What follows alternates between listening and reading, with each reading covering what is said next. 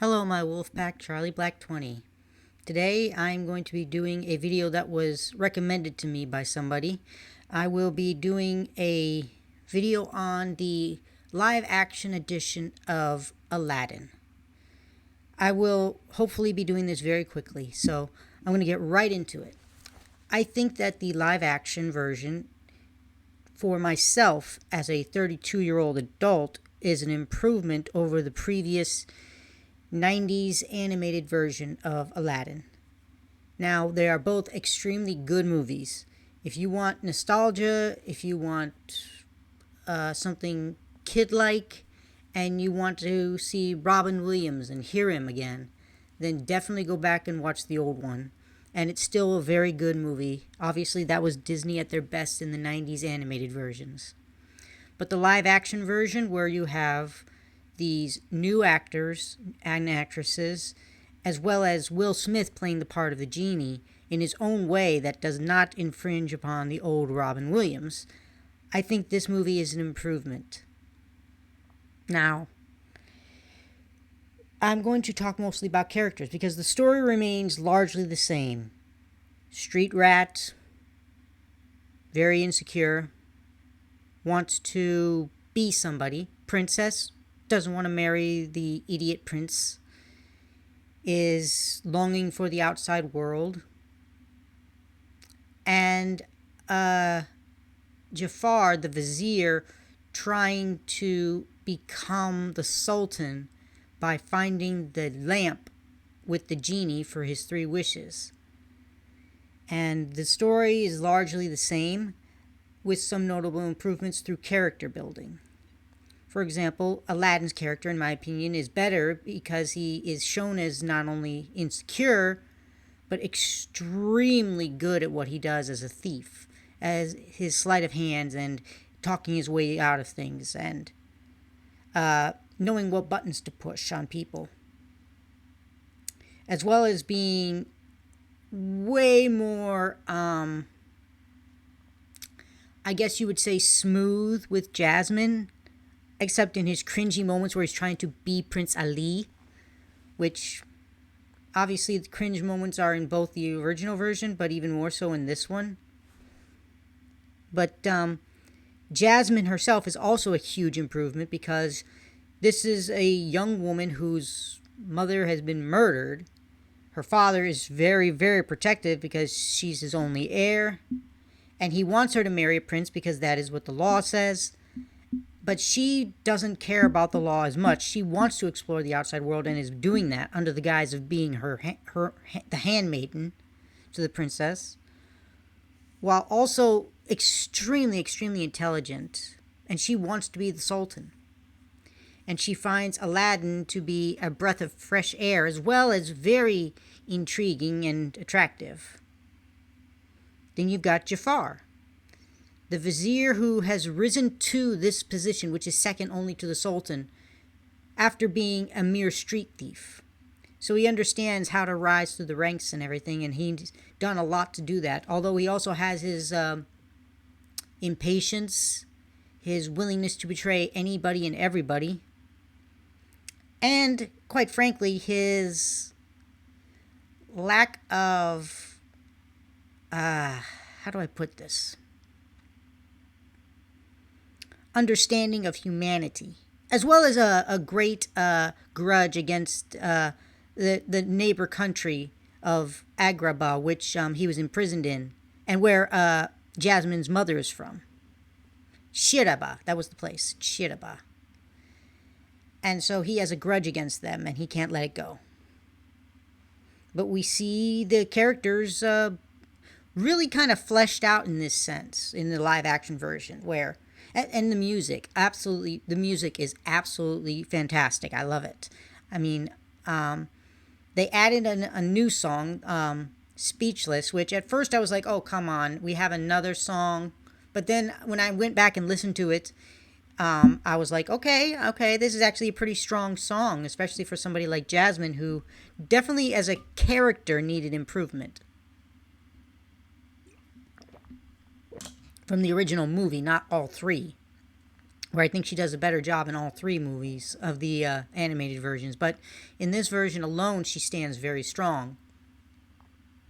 And then we've got the genie, who absolutely brilliantly played by Will Smith. He puts his own spin on it in a more modern day sense as well.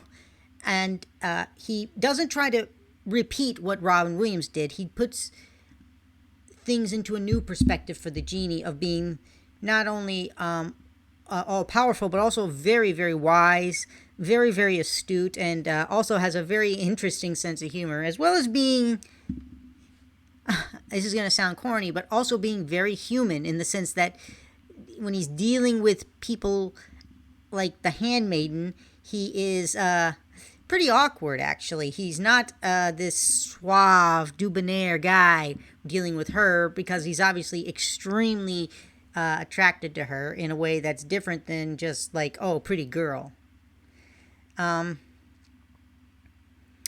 So you see all this stuff in the new version, and I think, again, as I said, an improvement to an adult audience who grew up watching it and always poked the holes in the old version.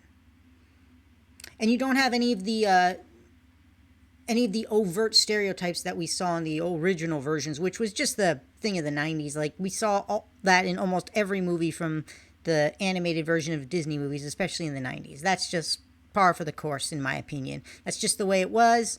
Things have changed. We move on. So, I will say this. Aladdin's character is shown not to be this smooth operator, because he has these awkward moments with other women. He's also extremely awkward with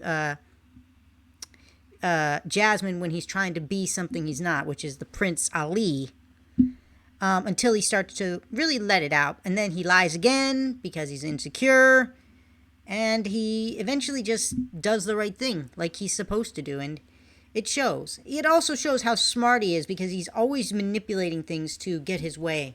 Like when he was first being robbed by the thief by like that, and then he stole from them, or how he manipulated Jasmine to and the street vendor to steal the bracelet back from him in exchange for an apple, which was funny. I mean, there is just so much going on.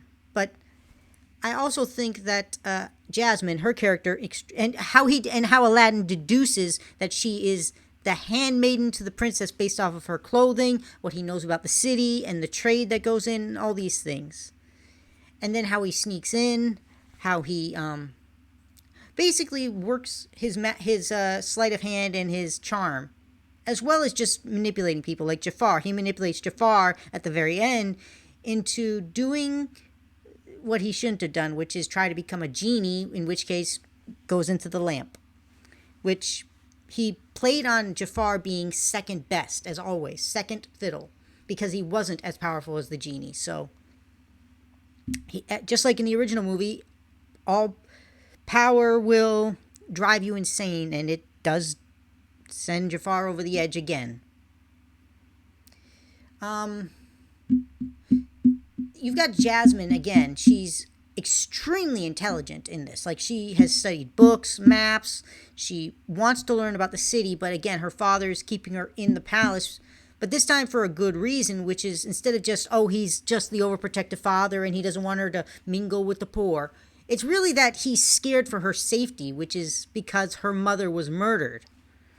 And now she's his only heir, and I think he is right to be afraid, because I think it's very likely that Jafar murdered her, or had her murdered, or didn't stop the murder, because she was from Shiraba, where Jafar spent time in prison, and so he holds a grudge there.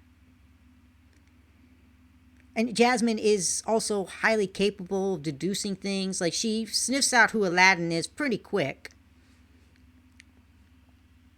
But she's also pretty quick on her feet to, with her handmaiden, using her handmaiden to pretend to be the princess so that she can keep up this lie with Aladdin, which is not nearly as big a lie as what he's doing, obviously, but they're both kind of fudging the truth at this point. And then the genie, Will Smith, wanting to be human not just simply free, but human, because he's been in that lamp for 1,000 years and he wants to enjoy life and have a family, which he can't do as a genie.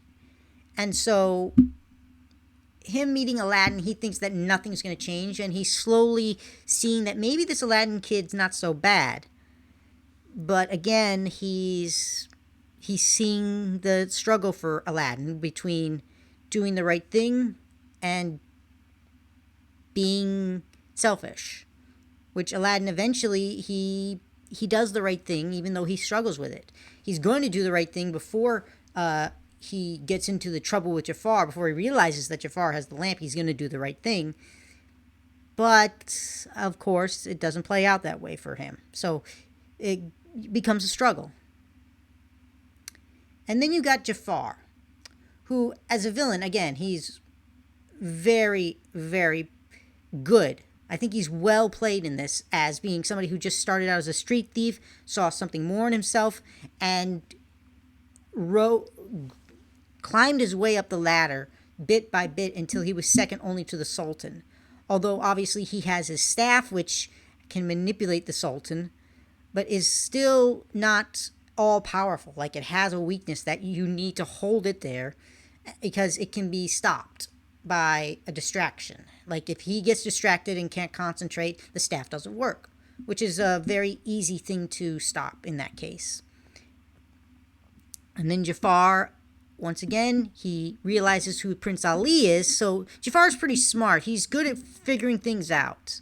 And he figures out who Aladdin is, that Prince Ali is actually Aladdin, threatens him, tries to kill him, is outdone by Aladdin because the genie saves his life. He goes to Jasmine and reveals everything to him, to everybody basically, and exposes Jafar. And we see that then we've also got this machinations of Jafar trying to convince the head guard to join him. And that guy's like, no, the law is the law. I served the Sultan. You should have too. Which becomes very paramount when Jasmine's like, are you really going to serve Jafar, who doesn't deserve your loyalty, over the people when you grew up among them? And it's a pretty obvious choice, although, again, for somebody who says the law is the law, it was a leap. And so these characters are far more fleshed out in the new version, in my opinion, than they were in the old. So that's why I think it's better in that sense. Again, I think it's more of an adult version than the old one was. Although, obviously, there were a lot of adult jokes in the old one that kind of went over everybody's head. But, again, I think the characters are much better fleshed out. I will admit that I still have the cringe moments in this show. Oh, my God. Like, the dance, and when Aladdin's trying to be Prince Ali, it's like, oh, my God, just shut up. Oh, please, stop him. No, no, no. But it's still a good movie, no matter what. You get past the cringe moments, you enjoy every bit of it. And then, of course, the music. New spins on it, but the same overall ideas. And although I love the old music, I think these did much to improve them in their own way, with the one exception being the Genie song, which I think just completely put a different spin on it completely, and they are both good in their own right. The other songs, I think they're improvements. I love the Speechless song because it is so strong. I love strength in music. Passion. Whew. So, I think that everybody should go and watch it if they can. Watch the original first, if you can suffer through it. Ha ha. And then go watch the new one. So, thank you guys for listening. And I know this was pretty short, but thanks for listening.